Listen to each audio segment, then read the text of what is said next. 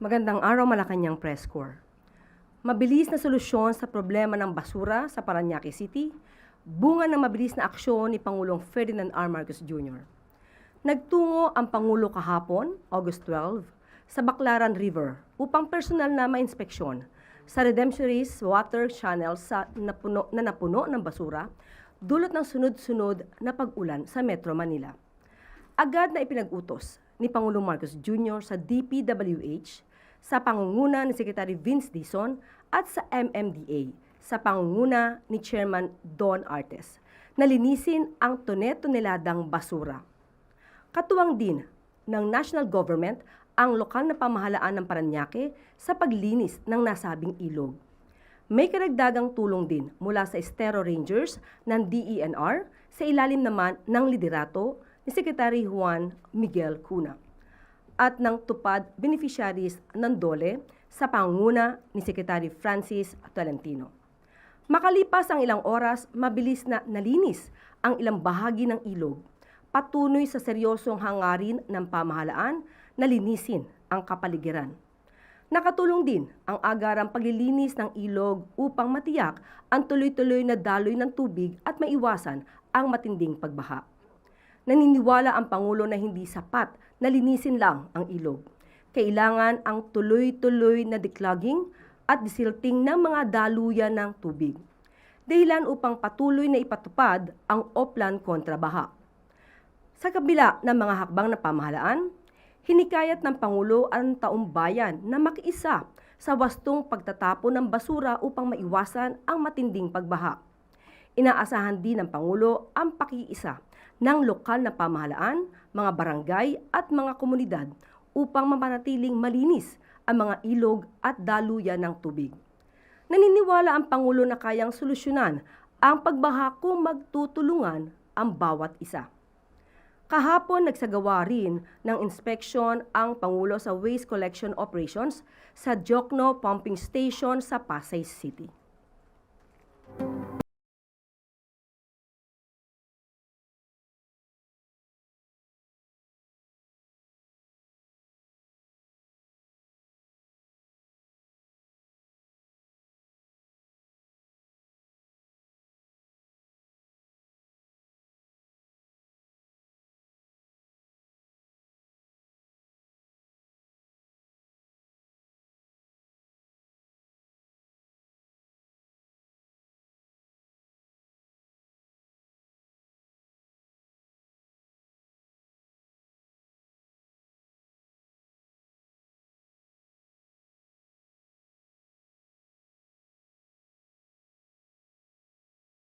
Gobyerno, nililinis po ang ating kapaligiran, huwag niyo naman pong laging dumihan.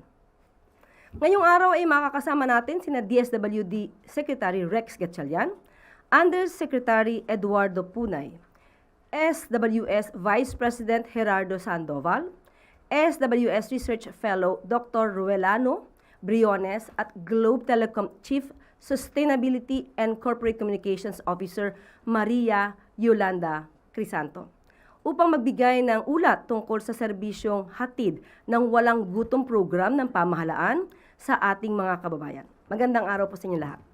Magandang araw, Yusek Claire. Magandang araw sa inyong lahat. Nandito kami kasi tungkol sa Walang Gutom Food Stamp Program. We do this briefing to update our citizens kung ano na nangyari sa programa, ano naging resulta. Just as a recap or the top line data, kaya namin na ngayon sabihin na 600,000 na pamilyang Pilipino ang kumakain na ng tama. Mamaya, kasama ng mga fellows natin mula sa SWS, iisa-isahin nila ang detalye kung paano namin nasabi ito. Ayon to sa data, ayon to sa isang field survey na isinagawa ng SWS that was commissioned by Globe. Nandito ang mga kaibigan natin sa Globe led by Yoli because tulad ng lagi namin sinasabi, ang pangit naman na kami ang nagmo-monitor at nagpapasurvey sa sarili naming programa. Globe, because they have a thrust in ending hunger katulad ng pamalaan, ang naging partisipasyon nila ay to commission SWS and their fellows to do regular impact assessment through field work, through surveys. No? Next slide. Just to give everybody a brief refresher, Kung matatandaan nyo, yung programang Walang Gutom Food Stamp is an automated food stamp program. Binigyan ng electronic benefit cards ang ating mga beneficiaryo na bumibilang na sa 600,000. Yung mga electronic benefit cards, pumupunta sila sa mga kadiwa, sa mga market days organized in their basketball courts, or sa mga accredited retailers kung saan pwede nilang gugulin ang 3,000 na food credits kada buwan, food credits, para makapili among the food groups. 50% goes to carbohydrates, 30% goes to protein, 20% goes to dietary fiber. So yan yung tinatawag natin na Go, Grow, and Glow Foods. Ayon nito doon sa Pinggan Pinoy ng FNRI. Pero this is a conditional program. So sa tuwing nagre-redeem sila, uma-attend sila ng tinatawag namin na kalusugan, kakayanan at kabuhayan sessions wherein may food nutrition development sessions. Tinuturuan sila kung paano kumain ng mura, masustansya at masarap na pagkain. Partner namin dito ang TESDA at ang DOLE para sa mga skills upskilling nila para makahanap sila ng trabaho bilang kondisyon. Now, nung first phase, nung 2024, nung una kami nagpunta dito, we were looking at 23 LGUs kung saan tayo nag-ooperate, 300,000 household. Noong 2025, nag-expand tayo to 51 local government provinces, local government units na ang total na natin ay 600,000 beneficiaries. This year, the remaining 150,000 to form the entire 750,000 food poor families. Kasi matatandaan natin, ang target nito food poor families. Ayon sa PSA, may 750,000 tayo na rated na food poor families ay maipapasok na natin. Yung last 150,000, ang kanilang target beneficiaries, priority natin, mga pregnant and lactating women. Ayon sa direktiba ng Pangulo na siguraduhin na labanan natin ang stunting. Now, itong mga local government units na to, or itong mga provinces or provinces na ito, ay yung mga lugar na tinala na may mataas na incidence ng hunger, food insecurity at food poverty. Ang naging strategy ng DSWD ay work on these provinces, itaas natin ang kanilang antas pagdating sa mga indicators na to, para kapag nagpatakbo yung SWS ng kanilang regular survey on hunger, food insecurity, and food poverty, when we raise the national averages will go up kung yung mga nasa laylayan ng mga probinsya matulungan natin. Ito kasi mga probinsya na mataas ang incidence, kaya sila yung humihila sa national scores natin. So if we work on these provinces, maiangat natin ang estado ng kanilang kagutuman, food insecurity and food poverty, hopefully mag-reflect rin siya dun sa national averages natin. Last point, bago ko ipasa yung mikropono sa ating mga SWS fellows to explain the findings, the methodology and all that, gusto kong ulit-ulitin na ang survey na to is commissioned by Globe. Hindi ho DSWD ang nag-commission. Ang kinuha nilang nag-field survey will be SWS dahil SWS yung nagpapatakbo ng regular na quarterly na survey on such topics. The questionnaire that we used, that Globe commissioned them to use, is the same questionnaire na ginagamit doon sa regular run nila quarterly. So ngayon siguro, yung next slides, ipapasa ko na sa mga SWS fellow natin kay Jay Sandoval to explain the dates and all that detail ng survey na to. Maraming salamat po. Magandang umaga. Jay Sandoval from SWS. Ang SWS po, nung nagsagawa ng survey, at ang target natin dito, yung mga pamilya dun sa mga mahihirap na probinsya sa Pilipinas. Sila yung food poor families. Ngayon, nagkaroon tayo ng 2,400 household respondents nung unang survey. Yung unang survey, yung tinatawag naming Wave 1, isinagawa nung February 24 hanggang March 8, 2026. Nagkaroon tayo ng 2,400 respondents. In-interview namin sila batay sa kanilang experience sa kagutuman, food insecurity, at saka food poverty. Tapos, after a few months, binalikan din namin sila noong June 22 to July 1, 2026. Mahalagang ibahagi sa inyo na yung unang set of respondents na na-interview namin noong February-March, sila rin yung parehong respondents na binalikan namin nitong June-July na survey. So, kumbaga, ito yung tinatawag na panel survey. At tinanong namin sila tungkol sa iba-ibang mga bagay. Una na dito yung kanilang karanasan sa involuntary hunger. At yung question na ito ay tulad ng mga ibang survey ng SWS, yung mga national surveys namin, na kung saan tinatanong namin yung respondents na nitong nakaraan 3 buwan, nangyari po ba kahit minsan na ang inyong pamilya ay nakaranas ng gutom at wala kayong makain? Tapos pag sumagot sila ng oo, ang follow-up question ay ito po ba ay nangyari ng minsan lamang, mga ilang beses, madalas o palagi? So yun ang single question na ginagamit ng SWS upang masukat ang involuntary hunger. Ngayon, dun sa parehong survey, nagtanong din kami ng mga indicators tungkol sa food insecurity. Yung food insecurity naman, tinatanong namin yung mga respondents namin kung noong nakaraang 30 araw, nakaranas yung pamilya nila nung iba-ibang items. Halimbawa, nag-worry sa kanilang pagkain, hindi makakain ng masustansyang pagkain, kumakain ng kaunti lamang, kumakain ng smaller quantity or smaller variation ng food, among others. Tapos yung pangatlong indicator na sinukat ng SWS ay tungkol sa kanilang food poverty. Ito ay katulad ng self-rated poverty na sinusukat ng SWS na kung saan nagpapakita kami ng card sa aming mga respondents na may nakasulat na poor and not poor at a line in between, at tinatanong namin yung respondents, saan nyo ituturing yung pamilya ninyo sa card na ito, kung sila ba ay mahirap, hindi mahirap, pero may ibang respondents din na pumipili dun sa linya. Pero ngayon, sa survey na ito, tinatanong namin na gamit ang parehong card, saan nyo po ilalagay ang inyong pamilya batay sa pagkain na inyong kinakain? Kung sila ba ay mahirap, hindi mahirap, at kung nasa linya. Ngayon po, dun sa resulta, ipapasa ko na po ang mikropono kay Dr. Roel. Maraming salamat, Secretary Rex and Jay. So, unahin natin yung hunger indicator, no? When we did the survey nung first round, tinaya doon na about 1/3, no? 33.6% ang hungry, may nag-experience ng hunger according to the SWS definition. In 3 months, by the second round, sukat namin that prevalence went down to just 26.9%. That is a significant drop of 6.7 percentage points. Doon naman sa food security, medyo mataas yung baseline natin noong wave 1, ano? 94% can be considered as food insecure. Pero in 3 months na ipababa to just 89.3%. And finally, dun sa food poverty, medyo mas konti yung pagbaba nito, pero significant pa rin. Started with 79%, so hindi pa nagsisimula yung program, round 1, 79% na. After 1 round of the program, 77.6% ang binaba. Ngayon, maaari yung itanong na, paano naman how does that compare sa status quo? Baka naman kasi households improve on their own, di ba? Kasi every quarter, the economy grows. So, nag-collect din ang SWS ng survey ng mga non-beneficiary. And we ensured that the two groups are comparable to each other, except yung isang grupo may walang gutom program, yung isa as is, no, walang programa. So doon naman sa hunger indicator, mas mataas yung baseline nila, 38.3%.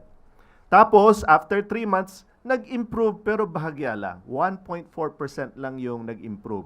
So, lamang yung improvement ng mga walang gutom beneficiaries by 5.3 percentage points, no? So, we can point this as evidence na may difference talaga na na-introduce yung programa sa rate at which you can reduce the hunger of households. Tapos, pag tumungo naman tayo sa food security, actually, baliktad, no? Bagamat bumaba yung food insecurity ng mga beneficiaries, tumaas ng munti, 0.6%. So, hindi mo lang naiwasan yan, pero nai-reverse mo at naibaba mo yan thanks to the Walang Gutom program. And finally, sa food poverty, ganun din yung kwento, from 84.4%, mas mataas nung baseline, nag-worsen pa, no, to 85.7%. So 1.4 percentage point increase. So not only was that avoided, that was reversed by 1.4% because of the Walang Gutom program.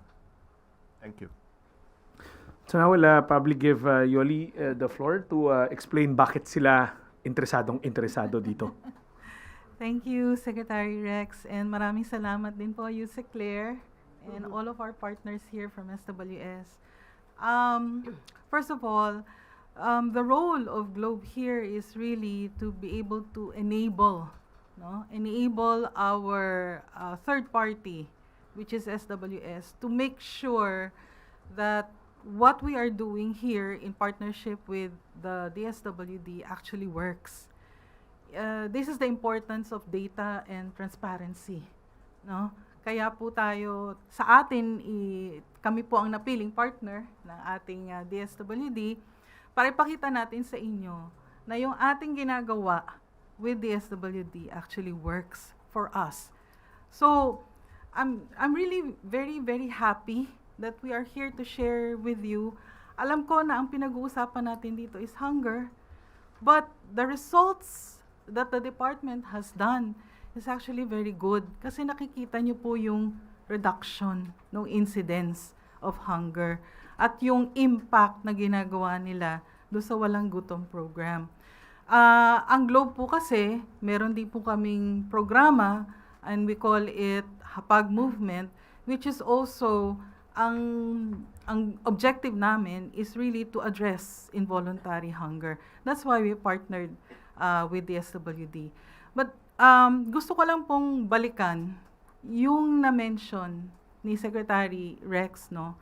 He mentioned something about child stunting. And to some degree, yung ginagawa po ng Walang Gutom ngayon is actually trying to address paunti-unti yung ating incidence of child stunting. Maring hindi po tayo very much aware kung gaano na po yung pervasiveness and prevalence nitong child stunting, but statistics, actually, it's 1 in 4 children. 25% na po. So, what we want to do is we want to be able to help address child stunting. And what we're trying to do is, kinakausap po natin si Secretary at ang kanyang mga USEC na nandito, if we can partner with other private sector companies in order to help us, parang all of us, trying to approach this together, because you don't want to have a generation of children of Filipinos that's stunted. No? 1 in 4, that is the statistic. And yan na po ang susunod na ifo-focus natin with Globe's Hapag Movement, na ang gusto po nating magawa really is to help address child stunting in the Philippines. So again, we're very pleased with the results and maraming salamat po sa DSWD for choosing Globe to be the partner. And thank you also to the SWS team because they were able to come up with a study at maganda po yung kanilang methodology at ipinakita po sa inyo yung naging resulta. So in closing, nagagalak kami to report and that we will also keep on updating the public dahil meron pang third round and fourth round nitong fieldwork ng SWS within the year. Kasi nga tinatrack natin ang instruction ng ating Pangulo, maganda yung programa pero hindi pwede yung hindi natin sinusukat yung epekto ng programa or else that will be wasteful spending. So what we're trying to show now everybody is that yung programa is data-driven, targeted, food poor families, pati yung lokasyon, nag-ooperate lang kami kung saan mataas ang prevalence so that the overall strategy is iangat natin yung data ng mga nasalaylayan ng mga syudad, mga probinsya. Then hopefully, the next time around, pag nag-SWS survey ulit, yung regular nila na national, makita natin yung improvement. Once again, we pull up the localities na mataas ang hunger. Hopefully, the national averages also improve. Kasi, di ba, every time lumalabas yung numero na yun, tinatanong kami lagi, ano ang ating ginagawa? Ito ang ating ginagawa. Alright, thank you. Questions? Marami po salamat. Unang katanungan, Hardy Balbuena, IBC 13.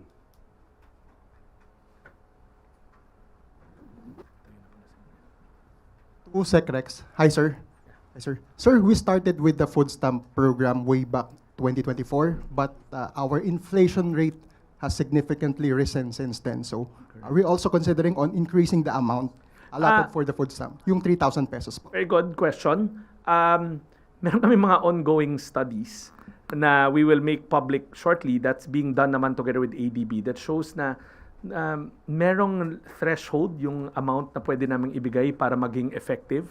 Just to give you a broad idea, we'll publish it soon rin naman, na meron doon kaming tinakbong pilot wherein we gave 3,000, 5,000, 8,000.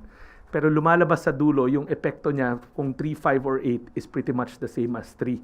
Kasi nga, merong such a thing, may phenomenon na kahit dagdag ka ng dagdag ng binibigay, napupunta lang yung nadi-displace na pera ng pamilya, napupunta sa iba, hindi sa pagkain.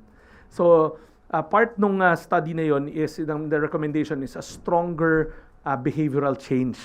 Kasi ibig sabihin, may ibang prioridad pa rin yung, natural, may ibang prioridad yung mga pamilya at hindi pa rin pagkain, hindi balansyado, masustansyang pagkain. We'll make that study public. But second, we do understand though na itong nakalipas na energy emergency or kasalukuyang energy emergency, nakaka-apekto rin.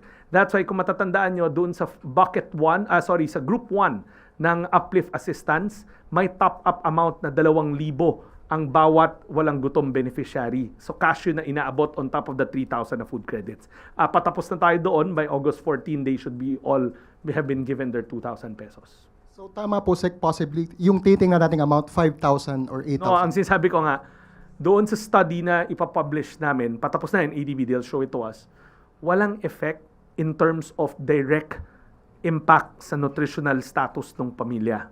These indicators. Kasi nga, napupunta yung nadi-displace na amount na pera nila sa iba nilang pangangailangan, hindi sa pagkain necessarily. So baka kahit itaas namin ng itaas, nakakatulong sa pamilya pero hindi sa larangan ng pagkain, kundi sa larangan ng ibang bagay na importante rin sa kanila. Halimbawa, rental, school supplies, transpo, pero hindi kasi yun yung programa eh. The program is an anti-hunger program. By us adding more money pero hindi namin matranslate to direct results in reducing hunger, pagbaba ng food insecurity at pagbaba ng food poverty, mako-question nyo kami. Diba? It would have been another type of dole-out na napupunta sa ibang bagay. But this is a social development program aimed at lowering hunger. Sunod po na tanong, Rafi Ayeng, Daily Tribune. Hi, Sec. Good afternoon po. Can we identify the provinces or regions na sinasabi niyong tatargetin for the Walang Gutom program na may mataas na hunger incidence? It's published in slide. We'll give it to you. Yun yung kanina na flash namin. The slide number 2. Nandun nakalista yung 23 nung initial at yung 51 na total. Nandun, it's quite lengthy pagbabasahin ko kasi 51 siya na LGU. We'll just give it to you. Na provinces. Thank you, Sec. And to Ms. Yoli, on addressing stunting po, are you seeing a timeline to further improve the numbers na sinasabi niyo 1 out of 4 ang yun nga mga bata na na lumalala ang stunting? You're talking about a timeline? Yes po. Kung paano kung kailan hanggang kailan siya may improve? I wish I could share with you, and kung ako tatanungin mo, I want it tomorrow done. 'Di ba? Tuloy-tuloy po ba yung programa? So, okay. Ang kailangan natin dito is we need help, and that's why we're talking about it now, because hindi natin kayang gawin tong mag-isa. Globe cannot do it alone. I think the DSWD cannot also do this alone. So we need more partners to help us. But what I can say is the commitment is there. And Hapag Movement is still there. So ito po ay Hapag Movement, ang donation na nakukuha natin dito is coming from the Globe customers themselves through the rewards program. And that is what we're trying to convert. Yung rewards na binibigay sa atin is we're converting that to cash. And yun po ang ginagamit natin to donate. No? So thank you also to all of our customers who are out there that are also participating in this advocacy.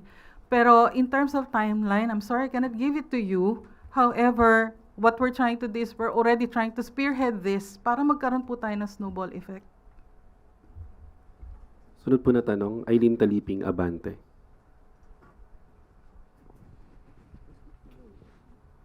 Miss Crisanto, ma'am.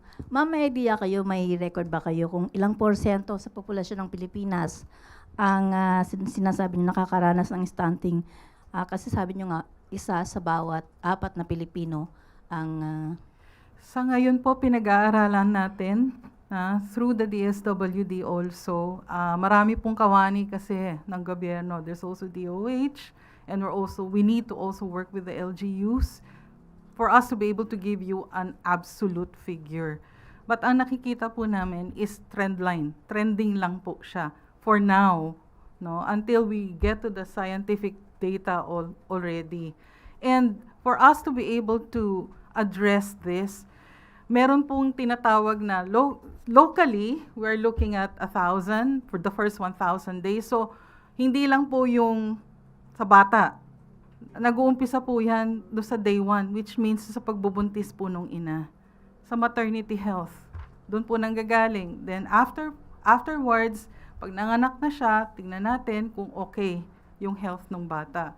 But in other countries globally, ang tinitignan po nila pagdating sa child stunting is the first 2,000 days. Okay, so we need to still continue with the studies and understanding ano po ba talaga yung nangyayari on the ground. So today, wala pa po tayong ganong klaseng scientific basis, no? So we need to work with several other government agencies to do that. Thank you, ma'am. Sunod po na tanong, Kat Domingo, ABS-CBN. Sir, just to clarify, ano po yung metrics or standards by which or by when po yung beneficiaries will graduate from the program? I remember meron tayong tinatakbo na FIES ng PSA, the Family Income and Expenditure Survey. That becomes the basis of it, together with the other databases that they run like CBMS and like the Food Insecurity Survey. Ang average time that they stay in the program will be 36 months kasi those surveys run every 3 years. So they'll go back to the household, we'll see kung nag-improve na yung income stream nila, nakakaranas pa ba sila ng kagutuman. Even before that, if hindi na, then they can exit out of the program. Ilan na po yung nag-exit from Wala pa tayong 3 years, wala pang 36 months. Alright. Pero sir, yung 36 months, is it a fixed period or by the end of the 36th month na hindi pa rin sila stable yung income, could that be extended? Well, maximum, Kat, may mga attrition, no? Meron talaga yung nag-opt out na kasi okay na sila, biglang gumanda yung buhay. Pero on an average 36 months, by design, that is the exit. But of course, we're working, remember this is an overseas development ODA, this is an ODA with the ADB, French Development Agency, and OPEC. So there are ongoing talks about additional financing, but we have to first show them the effectivity of the program. Now, these field work, these impact assessments being done, marami this is just one of many, will provide us the data so that when additional financing will be discussed to extend the lifeline of the program so that hindi lahat ini-exit natin, ready kami patunayan na hindi siya wasteful spending. We're laying the groundwork for a solid impact, data-driven decision-making tool kung i-extend natin or what not. Kasi remember, this is the country's first anti-hunger program. Hindi tulad ng 4Ps na tumatakbo na siya na matagal. Ito, bago-bago pa lang siya. It's a flagship program as identified by an EO, and it's the President's signature program. Binanggit niya nung kampanya niya. Last year's birthday niya, yan din ang sinabi niya. Gusto niya ma-end ang kagutuman. So, it's always in the horizon to expand and extend. Sir, ilan po yung nag-opt out? Konti lang yon. Attrition tawag na namin doon. Minsan, umalis, nag-abroad, lumipat ng bahay, gumanda yung buhay. That's very, very minimal. Sir, what are the safety nets that are in place to make sure that this program will be continued even after the change of administration in 2028? Yeah. If not continued, at least hindi siya totally Scrap. displaced, or from the priorities of the next administration. I have 4 things. Number 1, there's an EO that designated as a flagship program. Of course, you'll say an EO can also be negated. There are ongoing talks already in the Senate and in the House. May mga parallel versions ng bills to institutionalize it. Also, it has a built-in line item in the general appropriations. Remember, year 1 pa lang ng Pangulo, sinabi niya gusto niyang priority itong anti-hunger. Kaya may sariling line item, si Walang Gutom and its counterpart refuel side. Last, Kat, speaking from experience, a good program, people will look for it. If you suddenly end it, tapos biglang yung mga beneficiaries bumalik sa kagutuman, then I would assume that whoever will take the reins of government would want to continue it. The same way we continued 4Ps and strengthened it. Sunod po na katanungan, Alvin Baltazar, Radyo Pilipinas. Okay, suyo po ng mic. Secretary, good morning po. Marami kami, ba't ako lang tinatanong niyo? Either Secretary or... No, I'm just joking. Yusek or Secretary. Maganda yung walang gutom kitchen program ng DSWD. Pero gaano karami yung plano natin idagdag pagdating ng 2028? Kasi parang kakaunti lang eh. That's a very good question. I'll clarify ko lang, the Walang Gutom brand kasi transcends two programs. The Walang Gutom Food Stamp, yung household base, and the Walang Gutom Kitchen, which is the soup kitchen na everybody's welcome to come, diba? Ngayon may tatlo tayo. Nasa Pasay, yung former Pogo facility, nasa Cebu sa Pier area, and then nasa may market area ng Zamboanga City. The President's instruction and directive sa amin is dapat 12 yan. We're about to open one more, hopefully by his birthday, sa Caraga region, and then another 2. So within the year, remaining part of the year, ang goal namin 6, and then another 6 by early part of next year. It's a soup kitchen. It's supplementary to this program kasi facilities-based na if you're experiencing hunger, come to the kitchen. We'll make sure na walang food na natatapon, doon namin sinaserve. Secretary, wala ba tayong planong ibaba doon sa mga area na kung saan mataas yung hunger incidence? Yun ang mga target areas. That's why you'll find our kitchens located in areas where you find seasonal workers.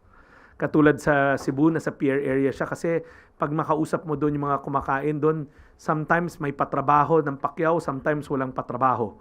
So kung walang patrabaho, then they'll start looking they become food insecure, they become hungry, and they become food poor. So kung titignan yung lokasyon, both sa Zamboanga and sa Cebu, natatagpuan sila kung nasaan yung mga tao na maaring makaranas ng ganitong kagutuman.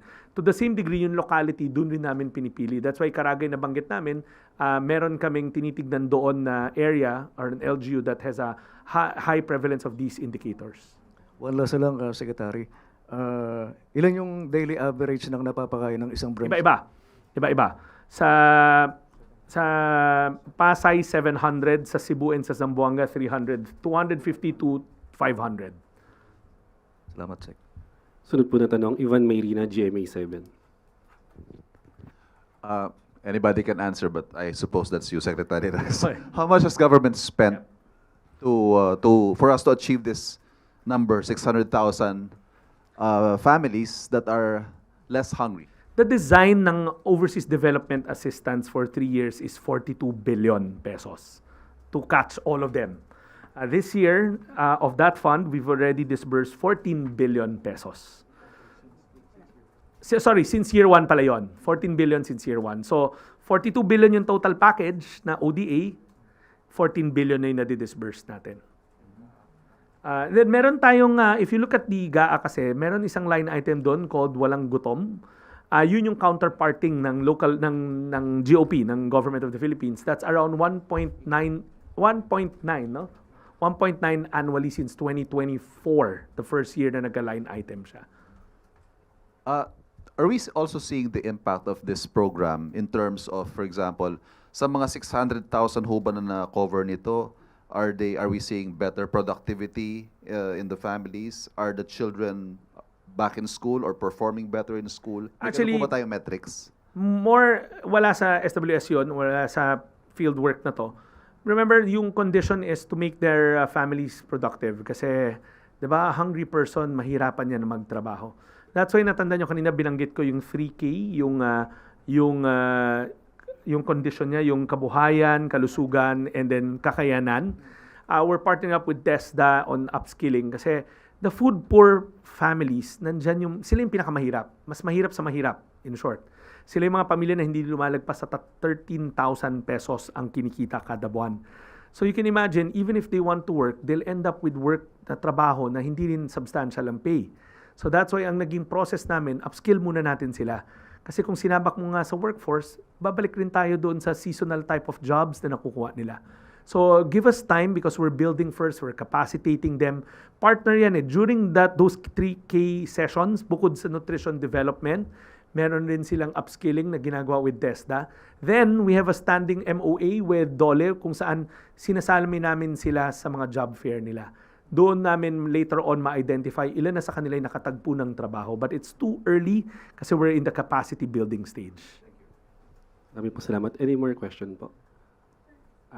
Ma'am Kat Domingo. ABS-CBN. For additional, just on the supply side, what items are most in demand and by how much have you expanded yung list of suppliers niyo so far? Yeah, that's a very good metric, no? Remember ang disenyo nitong programa na to, farm to table. In this case, to the food poor families table. Dun sa design ng presidente, ayaw niya na may middleman. So ang ginawa natin, hinabol natin yung mga agri-co-ops, mga kadiwa ng Pangulo, mga maliliit na MSMEs, dun lang tayo nag-accredit. To the best of our ability, obviously may mga ibang lugar na where the food poor families are, talagang wala kami mahanap, so we have to resort to slightly bigger consolidators. But ang data namin, we now have 1,369 nationwide retailers, of which ang cooperatives dyan, 157. Ang micro, 1,215. Ang small, 88. Ang medium, 34. Ang large, 20. The large ones are normally operating in the GIDA areas kasi wala talaga mahanap doon na supply na consistent, yung kompleto. Now, ang maganda dito, meron din kaming 800, of that number, 852 are women-led and women-owned cooperatives. Kasi we're also looking at that angle. So, Kat, basically what we're trying to say is the supply is there. We cut out the middleman. Diretso kami sa pinakamaliliit at pinaka-kooperatiba na mga retailers. Then we use the standard retail price that's prescribed by DTI to avoid yung taking advantage over pricing para yung 3,000 nila na protect talaga yon. Maraming po salamat. Wala na pong katanungan. Any last statement na lang po, Sec? Well, maraming salamat sa pakikinig. Alam ko every time lumalabas yung quarterly survey nila Jay na normally commissioned, ang tanong lagi sa amin, I get questions, ano ang ginagawa ng pamahalaan tungkol sa kagutuman. So this is what we're doing. And the national strategy is focus on the provinces na ibibigay namin yung listahan sa inyo na sa struggle pagdating sa kagutuman. Itaas natin yung antas ng pamumuhay doon para the next time mag-survey sila, Jay, sana mag-reflect na doon. Kasi when you raise yung mabababa ang score to a better average, the national average goes up. Patuloy kami magre-report. There's a third wave that's coming shortly and a fourth wave before the end of the year. Kami sa DSWD, ang instruction ng Pangulo, all our social welfare, social development programs dapat data-driven. Hindi yun dahil trip lang namin. Ito ay patunay na sinusunod namin kung saan kami itinuturo ng data para masigurado natin na ang bawat sentimo ng taong bayan ay napupunta sa tama at yung resulta nararamdaman. Yan ang direktiba ng Pangulo. Maraming salamat. Magandang umaga. Maraming salamat po. Balik na po sa iyo, Yusek Claire. Sec Rex, may tanong lang po. Oh yeah. Kayo ba ay nagugutom? Maliban po sa mga kababayan natin na talagang nangangailangan ng ganitong klaseng programa para maibsan yung kanilang kagutuman, nakakatulong din po ito sa mga farmers. Correct. In what way po? Tulad nung nasabi ko namin kanina, I'll build on the question ni Kat. Nung dinesign to ng Pangulo sa vision niya, walang middleman. Dapat puntahan natin yung farmers diretso. That's why dun sa data na binigay namin, yung proprotektahan natin yung mga farmers kasi sila lang yung karamihan na ina-accredit natin. So yung mga mahihirap natin na kababayan, pupunta rin sa mga farmers na maliliit. At tulad ng sinabi ko kanina, sa 1,369 na retailers nationwide, yung maliliit at hanggang sa micro level na sa mga 1,215 pataas. So wala nang middleman, may assured pa na negosyo. At just to give you the number, kailan to this year? The latest number, 544 million this year alone of gross receipts ang naibigay natin sa mga maliliit na mga farmers co-ops, magsasaka, farmers groups. So doon lang kami talaga umiikot. So it's a whole ecosystem, magsasaka patungo sa mahihirap nating benepisyaryo. Ayan. Sa SWS po, tanong ko lang po. Ganito po, katulad niyan, diretso po kayo na nagsisurvey dun sa talagang mga taong siyang nabibenepisyohan nito. So, kita po natin yung improvement. Pero paano kung magsisurvey sila? In general, ang tanong is, may nagagawa ba ang Pangulo, ang gobyerno, para sa kasagutan ng kagutuman, pero hindi at random. Hindi itong nakakaranas maaaring magkaroon ng ibang resulta sa survey dahil yung mga taong natanong at random ay hindi nila alam itong impormasyon na ito. Pwede po ba yan?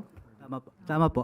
Una, yung sa karanasan ng kagutuman, dun sa aming quarterly nationwide survey na parehas yung tanong namin regarding hunger, gusto kong sabihin na dun sa national survey as of March of 2026, ang nakuha naming datos, 23.2% ang nagsabi na nakaranas sila ng involuntary hunger. This is much lower compared dun sa respondents natin na household na targeted na beneficiaries ng walang gutom na program, even yung non-beneficiaries, na mas mataas ang kanilang karanasan ng pagkagutom. So on the national average, mas mababa yung national average. Pangalawa po, yung performance rating ng National Administration, meron po kami on the overall, nasa pinakahuling survey naging -1, nag-improve po siya from a -13. Tapos if I remember correctly, meron din po kami mga ibang indikasyon doon ng performance ng National Administration on helping the poor, fighting inflation, and I think it also has data on yung ensuring that no family will be hungry. Hindi ko lang po kabisado yung resulta ngayon. But there are results on that matter. Pero may mga pagkakataon din po ba na ang nagiging respondent ay talagang totally parang wala silang naranasan or hindi sila aware sa ginagawa ng Pangulo at ng gobyerno. At nagre-reflect ito sa survey na minsan nami-mislead yung iba na parang walang ginagawa yung gobyerno. May pagkakataon po bang ganon? May mga survey po na tayo. Una, ang respondents natin, general population. Those who are 18 years old and above, hindi requirement na may kaalaman po sila sa programa ng gobyerno. So, pwedeng may alam sila, pwedeng may wala po. Pero ano po yun, medyo prejudicial yun. In a way. Sa totoong nangyayari sa gobyerno. In a way. Doon po sa aspeto ng gobyerno. Pero kung general population po yung pinag-uusapan natin, po, kasama dito yung mga taong may alam masyado, walang masyadong alam, or may pakialam, walang pakialam sa mga bagay-bagay. Kaya ilaban natin ang katotohanan at hindi ang fake news. Obligasyon natin lahat yan. Maraming salamat po. Again, Secretary Rex Gatchalian, maraming salamat po. Kay Yusek Eduardo Punay, SWS VP Gerardo Sandoval, SWS Fellow Dr. Ruelano Briones, and of course, Mama Yolanda Crisanto ng Globe Telecom. Maraming salamat po sa inyo.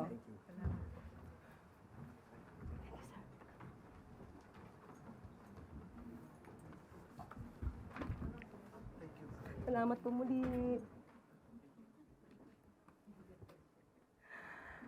Okay, at handa na po tayong tumanggap ng inyong mga katanungan. Para po sa unang katanungan, Julie Baiza, 1PH. Good afternoon, Yusek. Sabi po ni Congressman na Erice, optics lang daw yung pagbanggit ng Pangulo kay former House Speaker Romualdez nung SONA. Utos, sunod palakpak, pagkatapos wala na raw po yun. Ang sabi pa niya, the President cannot afford to jail former Speaker Romualdez kasi hindi daw po mangyayari yung insertions for 3 years without the cooperation of the whole government. Your comment po, and kung meron po bang update ang sa palasyo ang ombudsman doon sa sinabi ng Pangulo na will be done soon na yung filing ng multiple cases against Romualdez? Okay, unang-una, yan ba ang talagang kanyang mga sinabi? Kasi nahulog yung laptop kanina, baka naguluhan. Kasi gulong-gulo yung isip dyan ni Congressman Erice. Parang hindi siya tumutugma sa katotohanan. Sure? Okay naman yung laptop? Okay, sige. Well, anyway, nagtataka nga ako kung bakit pa na ini-interview itong si Congressman Erice. Dahil ang kanyang mga sinasabi ay laging may parang, I think, I don't think. Lahat ay puro sa galing lang sa kanyang isipan pero walang basihan. Walang facts. Puro theory. Alam niyo po, sa gobyerno, hindi tayo dapat nabubuhay lagi sa theory. Hindi tayo dapat lagi nabubuhay sa paninira. Nakita ko nga po ang, kumbaga yung script ng kanyang pinakahuling interview dito sa One News PH. Kaya tama naman po yung binanggit nyo, Ma'am Julie, no? Bago dyan, meron siyang binanggit patungkol dito na hindi lang flood control projects ang problema, kundi pati yung pagkolekta ng basura. Ang sabi niya dito ay meron siyang alam tungkol sa mga local government na ang tawag ay collect all. Kung saan pinaparatangan niya yung mga opisyal ng local government ay corrupt. So kung siya may alam naman dito, at isa siya sa public servant, at siya ay isa sa maingay na nagtutuligsa, gumawa na ba siya ng aksyon patungkol dito sa mga di umano mga local government units na nagkakaroon ng korupsyon patungkol sa pangongolekta ng basura? Pakitanong niyo po sa kanya yan. Pangalawa, ang sinabi niya dito, again, sabi niya, kasi I don't think that the President can afford to jail former Speaker Martin Romualdez. So ito ay iniisip niya lang. Nakausap niya ba yung Pangulo ng diretso para malaman niya kung anong damdamin ng Pangulo patungkol dito sa mga tao na nasasangkot sa flood control mess? Kasi kung hindi niya nakausap ang Pangulo at hindi niya alam ang damdamin ng Pangulo, huwag siyang magsalita. Huwag siyang magsalita na parang may alam siya sa sinasabi ng Pangulo. Wala siyang karapatang maging spokesperson ng Pangulo. Unless papalitan niya ako dito. Diba? So kung ang binibigay niya lang ay yung nasa isip niya, patain niya na yung nasa isip niya. Patayin niya na yung kanya nasa isip. Dahil wala po yung katotohanan. Sinabi pa niya, at sinunggandahan nitong si Lord, una sinabi ni Congressman Elise, sinabi daw ni Speaker, if I'm going down, I'm not going down alone. Tapos, sinunggandahan nga ni host, I don't think that the President can afford to jail former Speaker Romualdez. At muling sumagot itong si Congressman Elise, dahil laglagan na yan. Si Congressman Elise ang isa sa pinakagusto kong makausap, kaharap kayo. At tatanungin ko siya ng diretsyo, saan nang gagaling ang lahat ng sinasabi mo? Bigyan niya ako ng ebidensya, dahil puro ganito na intriga, mahirap sumagot ng puro intriga. Hindi tayo dapat, tayo mga taga-media, hindi tayo dapat nabubuhay sa intriga lang. Intriga at pamidya. So patungkol kay... Baka po may update ng Ombudsman doon sa sinabing ng Pangulo na the filing of multiple cases against Romualdez will be done soon. Sa ulat na nadidinig ng Pangulo, dahil mayroon di umano mga witnesses laban kay dating Speaker Romualdez, naniniwala ang Pangulo na kapag kumpleto ang ebidensya ay dapat masampahan ng kaso. Sino-sino ang unang tumutuligsa at nagsasabing meron silang alam at mastermind di umano ang Speaker? Hindi ba obligasyon nyo na nabigay lahat ang inyong kaalaman sa Ombudsman? Dahil medyo na-disappoint si Ombudsman Boying Rimulya sa pag-retract ng 4 na Maleta Boys. So kung meron pa pong ibang mga may hawak na ebidensya, katulad nito si Congressman Erice, kung meron kang alam, Congressman Erice, pumunta na po kayo sa Ombudsman at doon nyo na ibigay lahat ng alam po ninyo para hindi kayo ma-disappoint at sasabihin ang Pangulo ang siyang merong kagagawan para hindi siya masampa ng kaso. Obligasyon niyo po yan, Congressman Erice.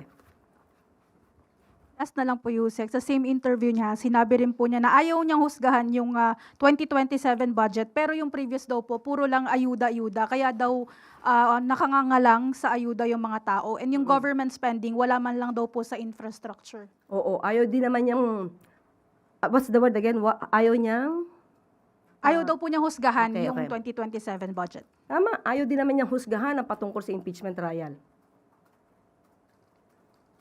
At ang sabi niya, yung naniniwala sa grave threats ay, excuse me for the word, but this is his word, katangahan.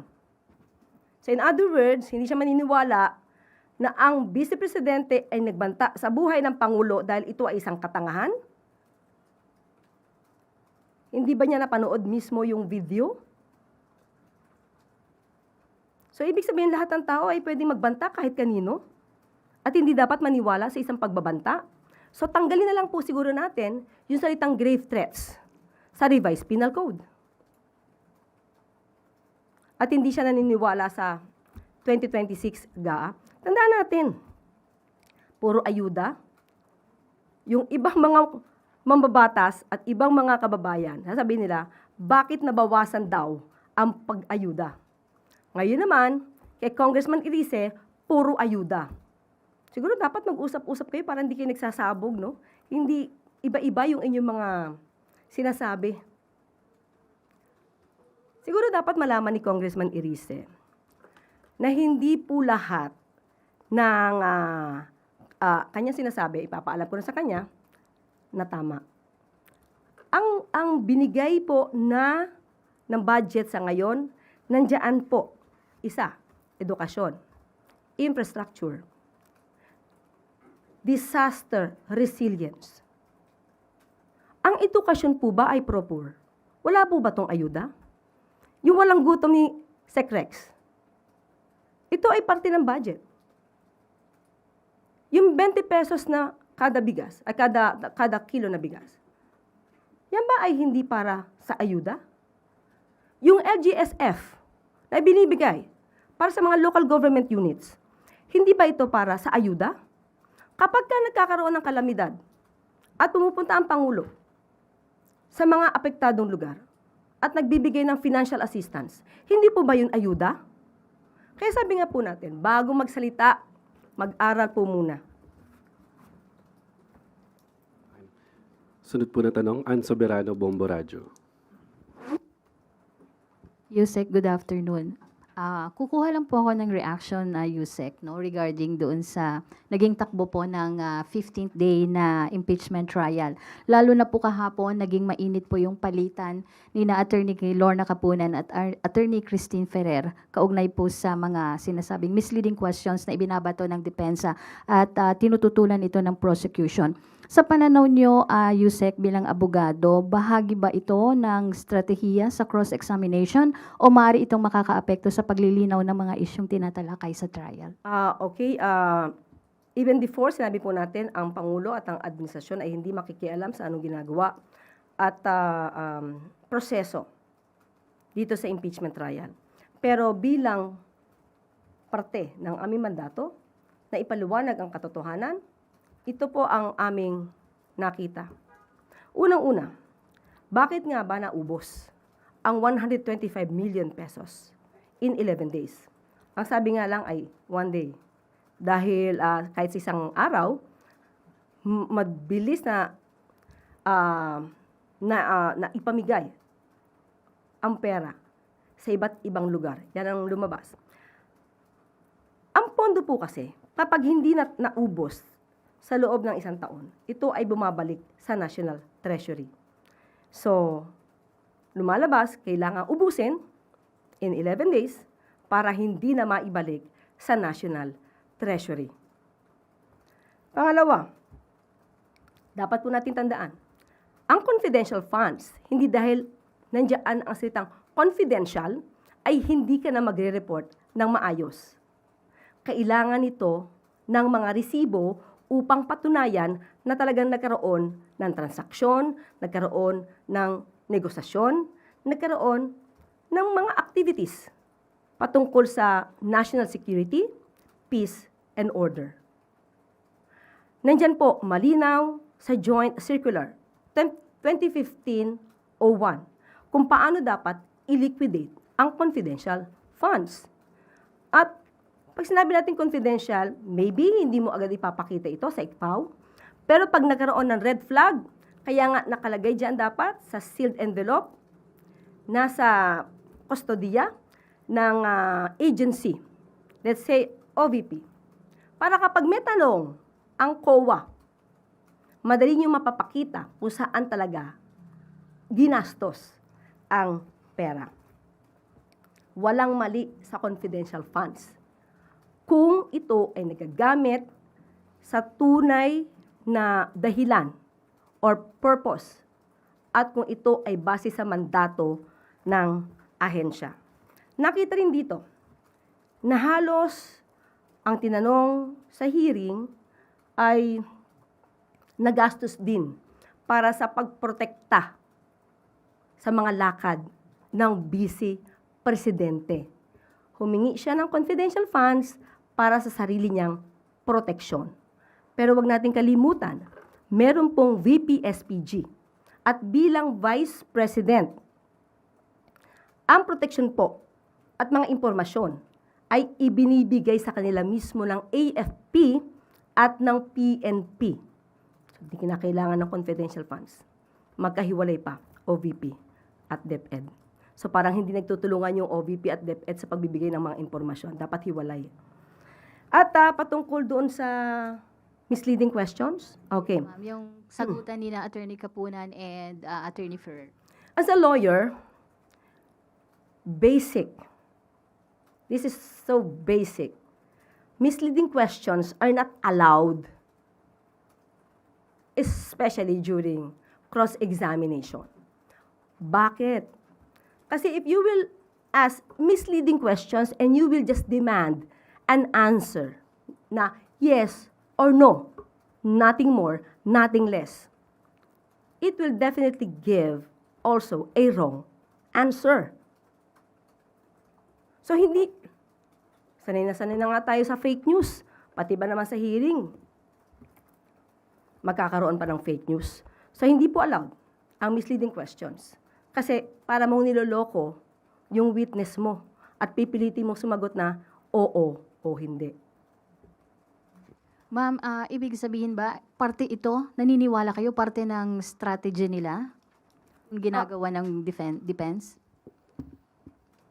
Yung pagtatanong ng mga misleading questions? Ayoko mag-judge. Ayoko mag-judge sa style ng mga lawyers. So, respeto ko na lang sa kanila yon. Okay, thank you, ma'am. Follow-up question, Kat Domingo, ABS-CBN. Undersecretary, also as a lawyer, what do you make out of the defense's manifestation sa latter part ng hearing na apparently hindi po pala about sa misleading questions yung sinasabi daw na this is not allowed because when I'm not sure if you watched it live, pero while we were watching it, we were of the impression na yung sinasabi ng defense counsel na this is not allowed was pertaining to this is allowed was pertaining to misleading questions. But then the manifestation later on, hindi daw pala yun yung tamang context. What do you make out of that manifestation of the lead defense counsel? Alam mo, sa isang lawyer, dapat matalas ang tenga mo. Isang mali mo lang talaga dyan. Talagang ma-retain sa'yo yan. So at that time, again, I do not want to judge any comment made by the lawyers. Pero mas mainam, kung marami nang nag-react, kita natin maraming reaction eh. Right there and then, sana, kinorek niya na. Siya na mismo nag-correct. Yung sino mismo nagsabi nun, siya mismo dapat ang nag-correct. Sunod na tanong, Maricel Halili, TV5.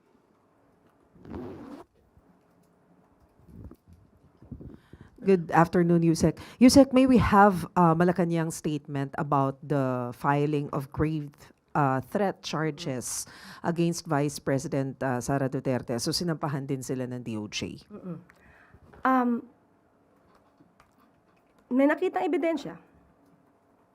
Hindi ba mismo, yung mismo mga kaalyado ng Vice Presidente patungkol dito sa impeachment, ang sabi, kung grave threats lang yan, di sampahan na lang sana ng kaso sa korte, hindi sa impeachment.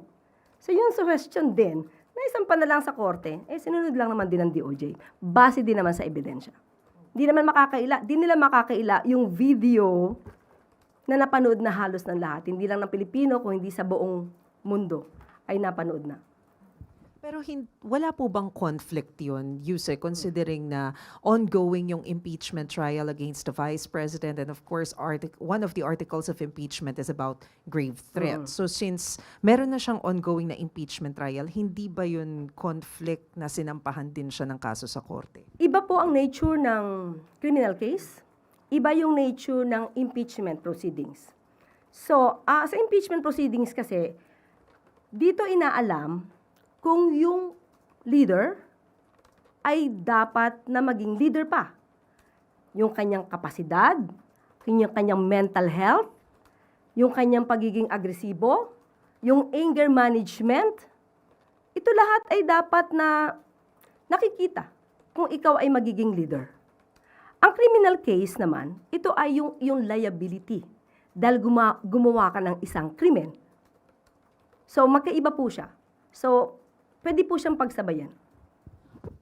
Pero paano po makakaapekto yung posibleng maging decision sa impeachment court doon sa criminal case kung meron man? Iba pa rin. Halimbawa man, halimbawa lang po na ito ay madismiss dahil sa kanyang mga kaalyado. Hindi ibig sabihin na wala siyang ginawang krimen. Kasi ang elements of the crime ay nakasaad diyan sa revised penal code.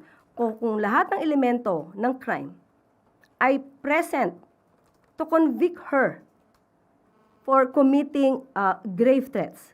So, pwede siyang maging liable for grave threats. Sabi ko nga, kulang pa yun. Thank you, Zek. Ano ba ang kulang? As a lawyer, if you will watch the full video, the video in full, ang effect nun is, there is this intention to sow hatred against the president, against the government. So, it is not just a simple grave threats. Personally, my opinion. What do you mean by that, Yusek? So if it's not a simple grave threat, ano dapat? For me, but I cannot go against the DOJ. There is this element of inciting to sedition. Thank you, Yusek. Sunod po na tanong, Let Narciso, DZRH. Good afternoon, Yusek. Ma'am, nitong kasagsagan po ng habagat, ayon sa Department of Education, nasa higit 200 paaralan pa rin yung nagamit na evacuation centers. Kumusta po ba yung implementasyon ng Ligtas Pinoy Act? Okay. From the DPWH, hiningi ko po ito. Marami pa rin pong paaralan ang ginagamit bilang evacuation centers at ang Ligtas Pinoy Act po ay ito po ay isang act na pinangungunahan po ng NDR, RMC. At sa pamamagitan din po ng OCD. So ngayon ay nagpapa-implement po ang DPWH patungkol po dyan. And from the OCD naman po, per situation report na as of August 13, 2026, based na rin po sa DepEd, 299 schools used as evacuation centers in Ilocos Region, Central Luzon, National Capital Region, Cordillera Administrative Region, Calabar Zone, Mimaropa, and Central Visayas. And magkakaroon po, ito po ang plano ay magkaroon po ng 16 more evacuation centers na ipapatayo at ipapagawa ngayong taon. At 16 evacuation centers for 2026 at 32 for 2027. So yan po ang proposal so far ng DPWH. At ang matarget po ay magkaroon tayo ng evacuation centers na mga 210. Yung para po dun sa 32 for next year, may pondo na po yun? Yan po yung proposal, yes. Yan po yung proposal ng DPWH. Sunod po na tanong, Kenneth Pasyente, PTV4. Hi, Yusek. Yusek, kahapon matapos po yung inspeksyon ni Pangulo doon nga po sa Baclaran at Pasay, sinabi niya na kailangan magkaroon ng sapat na pasilidad para sa tapunan ng basura. Ano po yung mga konkretong hakbang ng administrasyon para sa pagkakaroon po ng karagdagang waste disposal facilities? Actually, ngayon po ay pinag-uusapan na po yung plano patungkol sa waste to energy. Pero maliban po dyan ay nagbigay din po ng pahayag ang DENR. Regarding the solid waste management in NCR, mayroon pong 196 trash traps na na-install ang DENR to facilitate the collection of floating debris in the rivers and waterways. At mayroon po ngayon 1,500 Estero Rangers and River Warriors mobilized to conduct clean-up activities and collection of waste in waterways. At magko-conduct po ang DENR, ang Environmental Monitoring Officers, ng daily monitoring of unclean sites, and they will notify the barangays to conduct clean-up of the unclean sites. So marami po, pati po ito, magkakaroon din po, meron din pong Adopt an Estero program na meron na po tayong 20 active adopters in the private sector. Kumbaga, sila yung mag-a-adapt ng certain place para manapanatili itong malinis. So, marami pong mga programa ang Pangulo. At, pero kahit ano pong ganda ng programa ng Pangulo, kung hindi rin po makikipagtulungan ng ating mga kababayan at tuloy-tuloy po silang magtatapon ng basura, ito ay isang example lamang po. Yung mga hinahire para sa tupad, sila ay in-engage para maglinis. Pero nakita po natin na ito yung nag-viral, na yung iba ay magpapa-picture lang. Kunwari may basurang winalis, pero after that, ay aalis na rin. Minsan sila pa yung nagtatambak ng basura para ipakita may basura sa lugar. Wawalisin nila, and then after that, nandun lang. So, ang gobyerno po ay binibigay po ang lahat.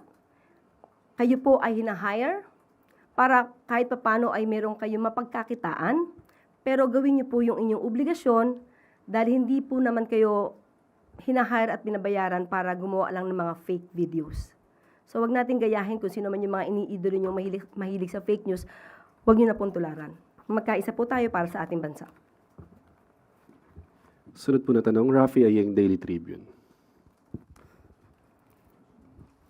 Good afternoon, Yusek. Lumalabas po sa DPWH documents na si Redicon Construction yung nakakuha ng contract sa EDSA Rehab na kamakailanan nakitaan ng potholes. And then, Redicon was once associated sa construction firms ng CWS Party List Representative Edwin Guardiola, alleged contractor nga daw po, na pangalanan sa tinaguriang Cabral Files naman na binair ni Representative Leandro Leviste noong November 2025. Meron pong tanong si Dr. Tony Leachon sa kanyang Facebook page, bakit daw po pinayagan na makapag-bid ang mga contractors na may questionable reputation?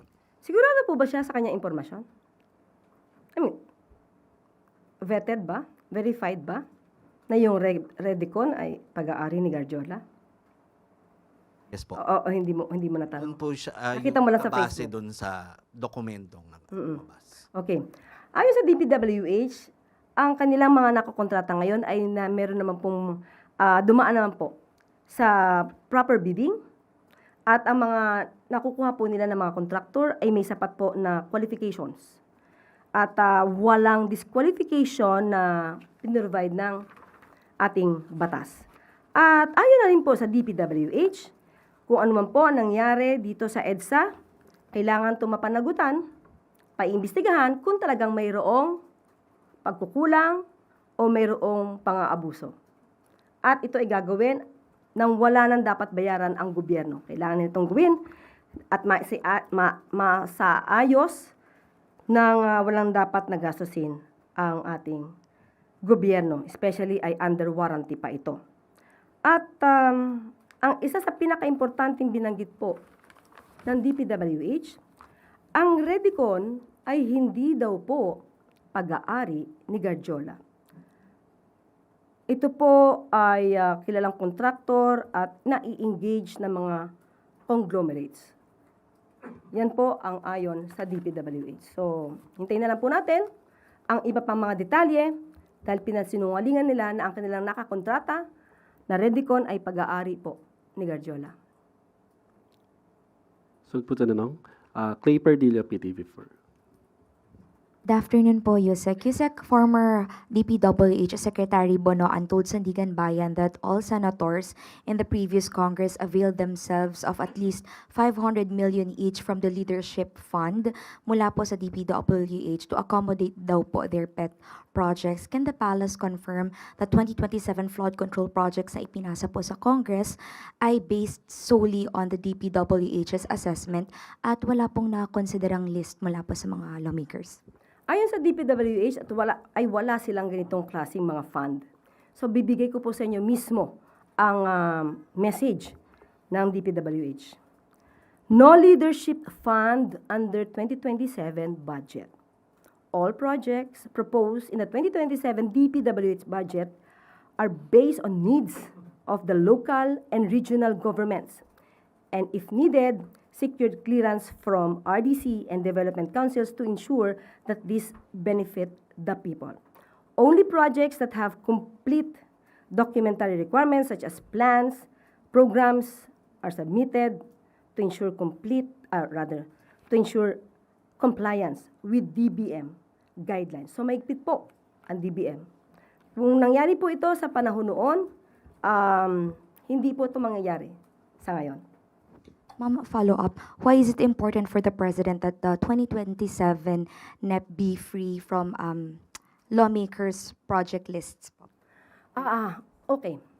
Sa totoo lang po ay hindi naman talaga masama kung merong project ang ibang mga officials.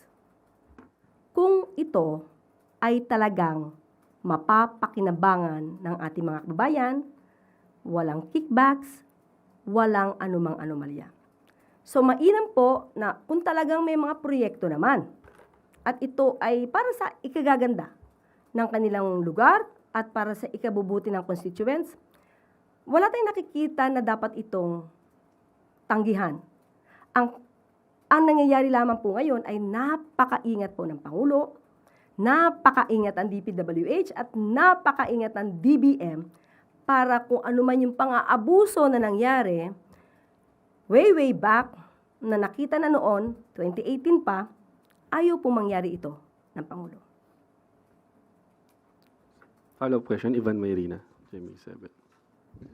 Ma'am, but is the Palace confirming that there was indeed leadership funds during the 2024 and 2025 budgets, during the time of Secretary Bonoan? Wala po masasagot si Secretary Vince Dizon dito kasi hindi pa po siya parte. So as of now, we say we can deny. Wala po siyang alam eh. No. Kung sa kanila po ito naganap at ito ay kanilang usapan, wala pong malalaman na anuman ang sino, walang malalaman ang sinuman kung ito ay sariling usapan lang ni Secretary Bonoan at kung sino man yung local official. And that is to say the President did not know about these leadership funds kung, well, as Secretary of Public Works, siya po ay alter ego ng Presidente at ang Pangulo po ay pumipirma sa budget in those years concerned. So, sinasabi po ba natin, hindi alam ng Pangulo itong mga leadership funds na ito na tig 500 milyon, I think, for... Kung alam ng Pangulo, hindi yung mangyayari yan. Diba? Parang teacher. Kapag kayo'y nangopya, ipapaalam niyo ba sa teacher niyo? Pag nahuli kayo ng teacher, anong gagawin ng teacher? Eh, di ba, bibigyan kayo ng penalty? So, gano'n lang. Kung alam ng Pangulo yan, hindi niya yan ito-tolerate at hindi yan mangyayari. Pero mga ganito kasing usapan, minsan, lihim. So it was an agreement between the former Secretary of Public Works and the senators? According to him. We are just basing on what he said. So, personal knowledge, none. Salamat po. Sunod na tanong, Bernadette Tamayo, The Manila Times.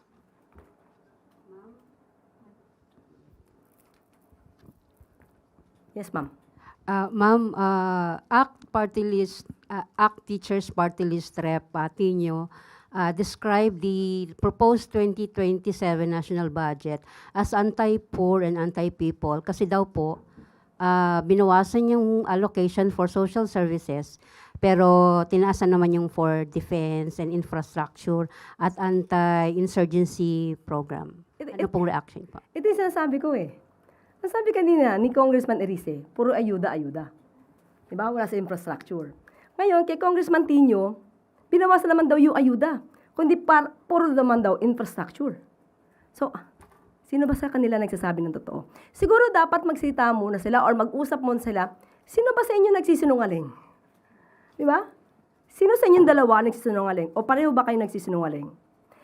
Ulitin natin yung budget po, nandyan po ang purpose, definitely, ang manguna dyan ay edukasyon. Ang edukasyon ay hindi po ito pro-poor, sabi niya? Di ba? Ang pagpapalago ng edukasyon, ang pagbibigay ng scholarship, pro-poor, ang pagpapatayo ng mga bridge, ng mga kalsada, pro-poor, yung pagbibigay ngayon ng budget na malaki para sa DSWD, katulad na itong walang gutom project. Ano ito? Pro-poor? Hindi pwede nating i-isolate lang or isa-isahin lang. Lumit ang budget dito. Ito po lahat ng ginagawa ng Pangulo ay pangkalahatan. So, dapat yun yung maisip nila. Lahat ng ginagawa dito, makikinabang po lahat. Hindi lang mahirap, hindi mayaman, lahat ng Pilipino. Sunod po na tanong, Allen Limos, The Manila Times.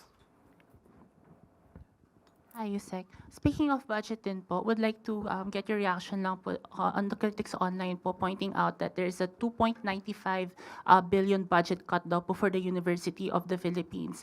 And by extension, the Philippine General Hospital will also face over 800 million reduction in healthcare services po despite the issues of inadequate bed capacities. Your reaction po? Okay, may mga pagkakataon daw po, kinausap po natin mismo ang DBM.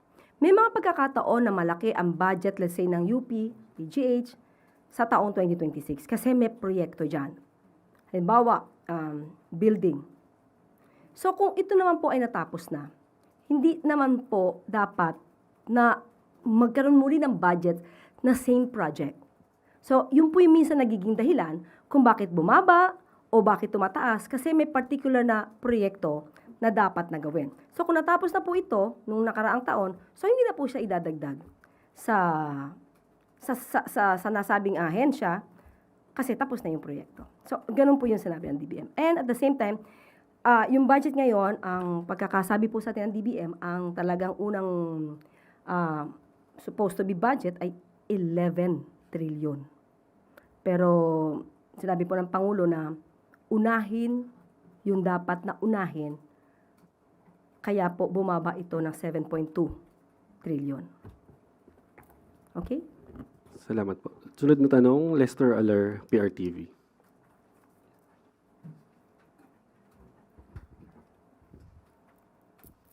Hello po, Yusek. Ano po yung reaction po ng Palace regarding po doon sa isinumiting affidavit po nila ex-Congressman Jing Paras and Batangas Representative Alejandro Leviste wherein they denying na they conspired daw po doon po sa pagpe-frame kay Executive Secretary Recto regarding po doon sa honey trap scheme? Wala naman tayo maaasahan sa mga respondents kundi talagang i-deny ang mga ibinabato sa kanila na akusasyon. Dahil kung di naman nila ito i-deny, diretso agad sila sa kaso at warrants of arrest agad ang issue. So, karapatan po nila na maibigay ang kanilang side at ang Pangulo naman po ay lagi na pinapaalala na kailangan ng due process at batay lang dapat sa batas ang lahat na nangyayari. So, kung malakas ang kanilang ebidensya, mas malakas sa Superman na ebidensya ng NBI. So, nasa kanila na po yan. Kung paano nila masusugpo si Superman. Follow up, Ivy Reyes, Billionario. Hi, Yusek. Follow-up lang po sa question ni Kuya Evan. So, what does this make of how the President or the administration's watching the budget? Kung his alter ego saying there's a leadership fund or other issues like the flood control scandal or kickbacks na hindi po alam ng presidente. Kaya nga po, nung naramdaman ng Pangulo, bilang Pangulo, umaksyon, nagpaimbestiga, hindi inalintana kung mismong administrasyon niya ang matatamaan. Dahil si Secretary Bonoan ay sekretary niya. Hindi niya ito kinover up. Na yung iba ay umaamin na may ghost projects pero walang pag-iimbestiga. Ang Pangulo, hindi po niya yan ginawa. So, nung naramdaman niya na may mali at nakikita, ito namang leadership fund, ngayon lang din naman ito lumabas. So, ngayon lang lumalabas yung mga naitago na lihim. Kung hindi pa nagpa-imbestiga yung Pangulo, hindi natin ito lahat malalaman. Kaya ginawa lang ng Pangulo ang obligasyon niya bilang Pangulo para maisiwalat ang lahat na nagaganap na anomalya, lalong-lalo na sa DPWH. Another follow-up, Sam Medinilla, Business Mirror. Good afternoon, ma'am. On the same topic, bali, nung narinig po ni Pangulo yung leadership fund, nagpatawag po ba siya ng internal investigation tungkol po dun sa na-mention ni Secretary Bonoan? Hindi na po, kasi na ang kaso po ay nasa Sandigan Bayan na. Pero ito po ay nililiwanag din na sa panahon po ni Secretary Vince Dizon ay walang ganyan. Walang ganyang klaseng usapan. Thank you po, ma'am.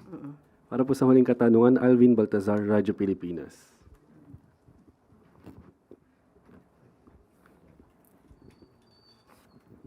Yusek, reaction lang doon sa latest SW survey na nagsasabing 42% of adult Filipinos were satisfied with the Marcos administration's performance while 17% were neither satisfied nor dissatisfied.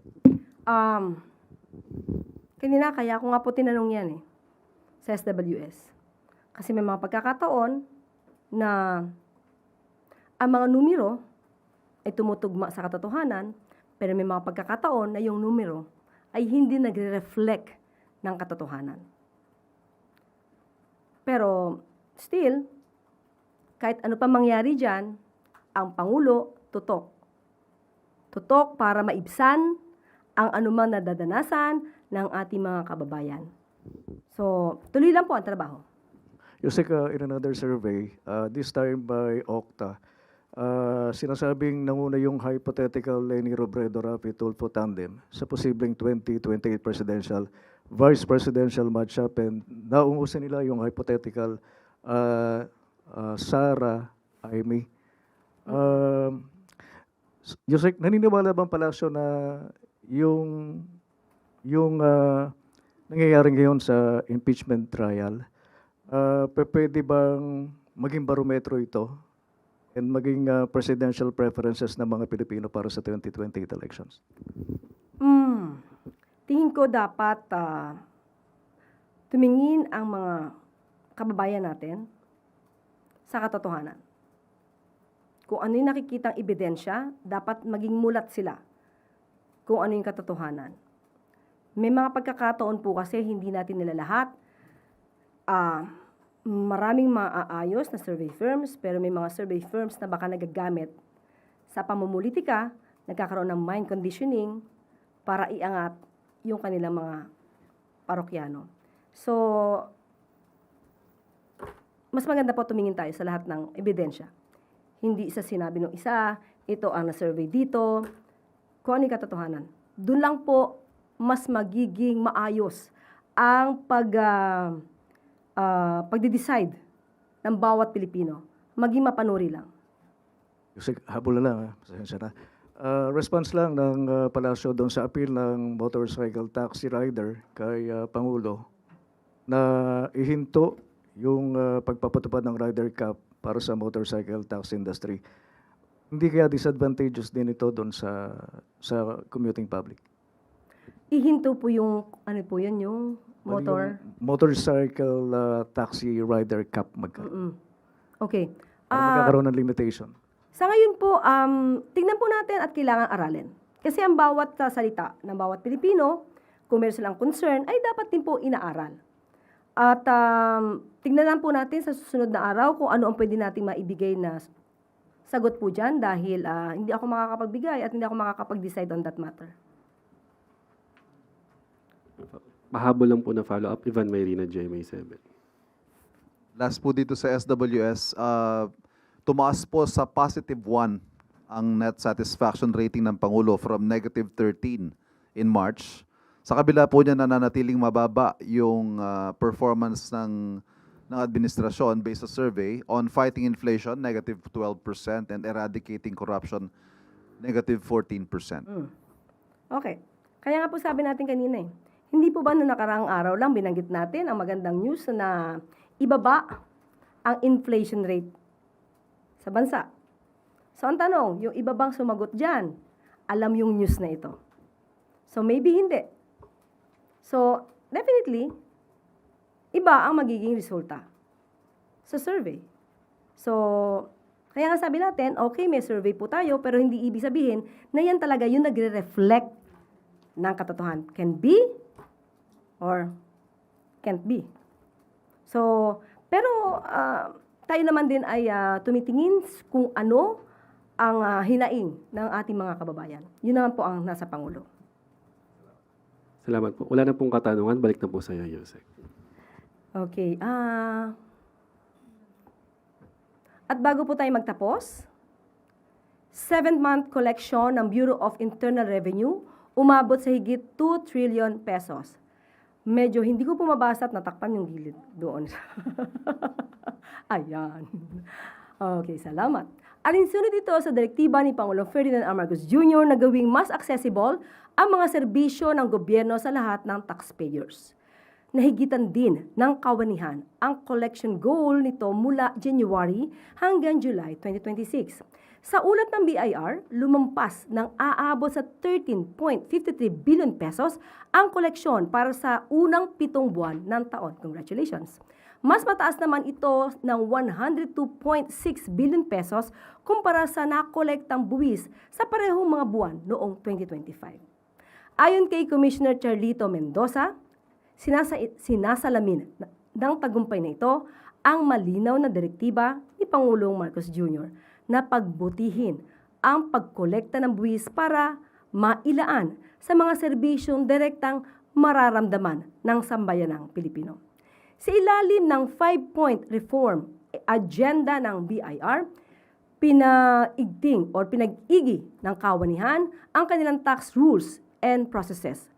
Pinalawig ang digital services, maging ang assistance to taxpayers. Pinahusay din ng BIR ang kanilang audit safeguards at pinaigting ang pagpapatupad ng tax laws para labanan ang deliberate non-compliance sa pagbabayad ng tamang buwis.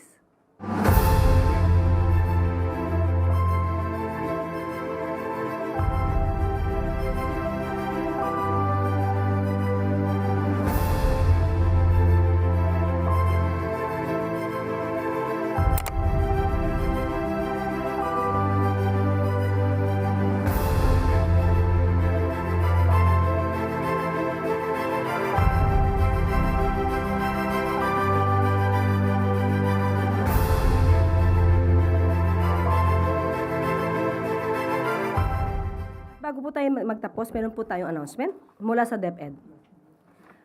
Nakarating sa atensyon ng Department of Education o DepEd ang ilang mga insidente na kinasasangkutan ng ilang mga pampublikong guro na ginagamit ang kanilang propesyon sa paglabas ng mga content online, kabilang ang content na gumagamit o nagpapakita ng mga learner na labag sa ethical standards at sa polisiya ng departamento. Kaugnay nito, nagpaalala ang DepEd sa lahat ng mga pampublikong guro na iwasan ang ganitong mga practice at panatilihin ang professionalismo sa trabaho, sa loob man o labas ng 4 na sulok ng paaralan.